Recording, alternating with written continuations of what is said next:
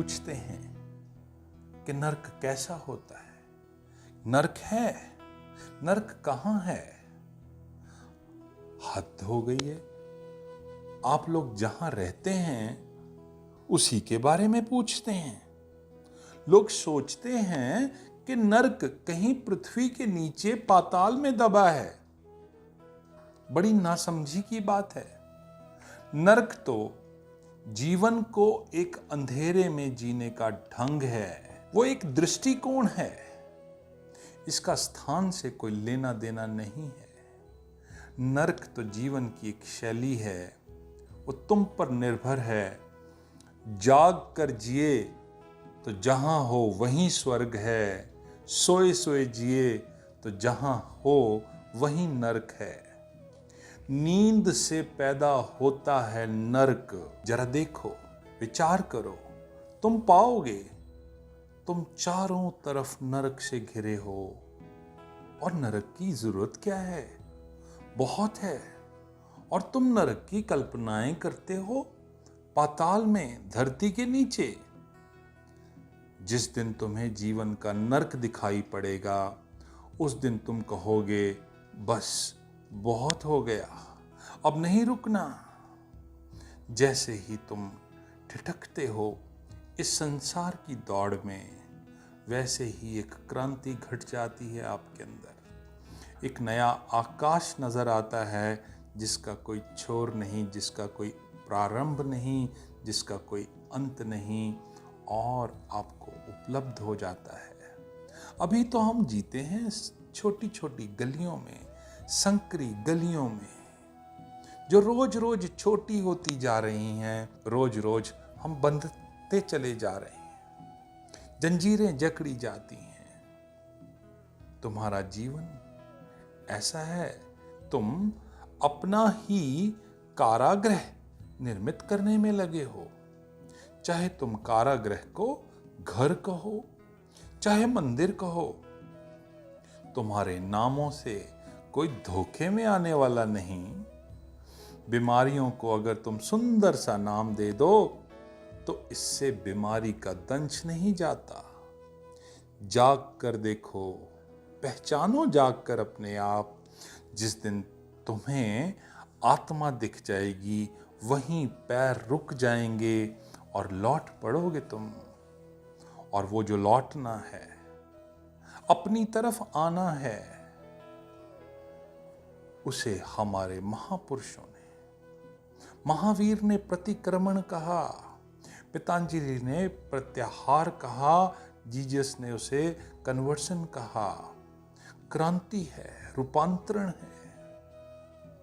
अभी तुम्हारे जीवन का ढंग काम वासना है। जब तुम रुक जाओगे तुम्हारे जीवन का ढंग प्रेम हो जाएगा।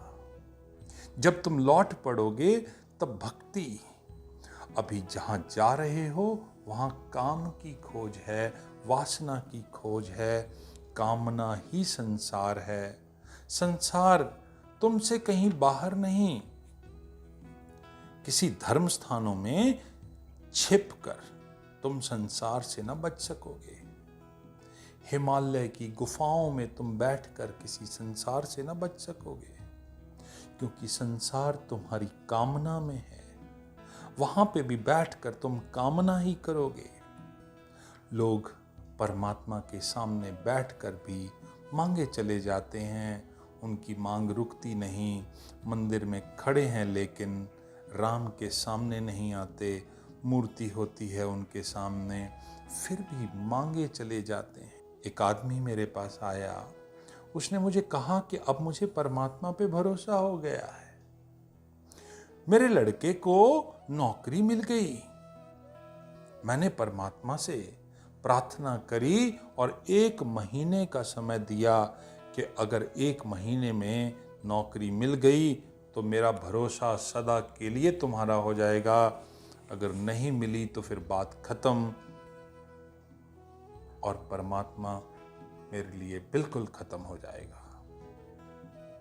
उस आदमी ने कहा नौकरी मिल गई, अब तो मैं रोज पूजा करता हूं, पाठ करता हूं, प्रार्थना करता हूं। मैंने उससे कहा कि शायद ये संयोग से मिल गई होगी, क्योंकि परमात्मा तुम्हारी धमकी से डर जाए। सिर्फ 1 महीना, 1 महीने के अल्टीमेटम से डर जाए, बड़ा खतरनाक विश्वास है। और ये एक दिन टूट जाएगा। मैंने कहा एक बार और कोशिश करके देखो। उसने कहा क्या मतलब? मैंने कहा एक आध कोशिश और कर लो। तुम्हारी बीवी बीमार रहती है, अब तुम्हें चाबी मिली गई है, परमात्मा को धमका दो, पत्नी को भी ठीक कर लो। और उसने बड़ी अकड़ से कहा ठीक कहा आपने। और फिर उसने अगले दिन प्रार्थना करी, दे आया अल्टीमेटम फिर 1 महीने का। 1 महीने बाद फिर वो आया, बड़ा उदास था। उसने कहा सब कुछ खराब हो गया, कोई फायदा ही नहीं हुआ। बीवी की तबीयत और खराब हो गई। मेरा तो भरोसा डगमगा गया परमात्मा पर। परमात्मा कुछ दे तो वो परमात्मा है, परमात्मा तुम्हारी बात माने तो परमात्मा है, तुम जो मांगो वो पूरा करे तो परमात्मा है, परमात्मा तुम्हारी सेवा में रत रहे तो परमात्मा है। परमात्मा मालिक नहीं, मालिक तुम हो। अगर उसे तुम्हारी पूजा प्रार्थना चाहिए हो तो बदले में वो तुम्हारी सेवा करता रहे। तुम्हारी प्रार्थना भी झूठी है, वो भी एक कामना है, वो भी एक संसारी है। जब तक तुम बाहर कुछ मांग रहे हो, जब तक तुम सोचते हो कि बाहर कुछ मिल जाएगा जिससे तृप्ति हो जाएगी, जिससे मन चैन से भर जाएगा, राहत की सांस आ जाएगी, आनंद के क्षण उठेंगे, अगर बाहर तुम ऐसा मांगते चले जा रहे हो तो अभी भी तुम नरक में ही हो और इससे बाहर नहीं आ सकते।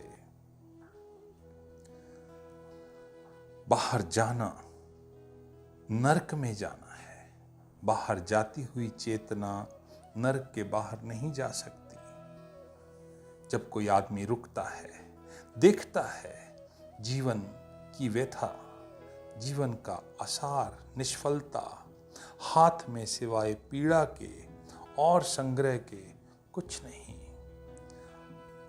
हृदय में सिवाय आंसुओं के और कुछ नहीं दिखाई पड़ता, जीवन बिल्कुल अंधकार पूर्ण दिखाई पड़ता है। नाव डूबी तब डूबी, ऐसी हालत है। ऐसे क्षणों में जब कोई ठिठक जाता है, उसके ठिठकने के क्षण में प्रेम का एहसास होता है। कामना चली जाती है, अब तुम मांगते नहीं, अब तुम प्रेम करते हो, देने को उत्सुक हो जाते हो।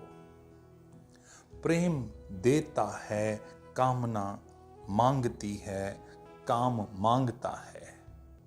जब तक मांग है तब तक समझना काम, जब तक देना शुरू हो जाए तब वो प्रेम। क्योंकि तुम मांगते इसलिए हो कि मांगने से बढ़ेगी संपत्ति और सुख आएगा।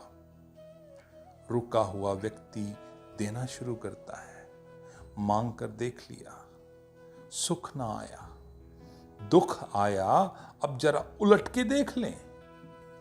देना शुरू करता है और पाता है कि सुख के हल्के हल्के झोंके आने लगते हैं, कहीं दूर संगीत सुनाई देता है, स्वर सुनने लगता है और ये कोई नया लोक शुरू हो जाता है।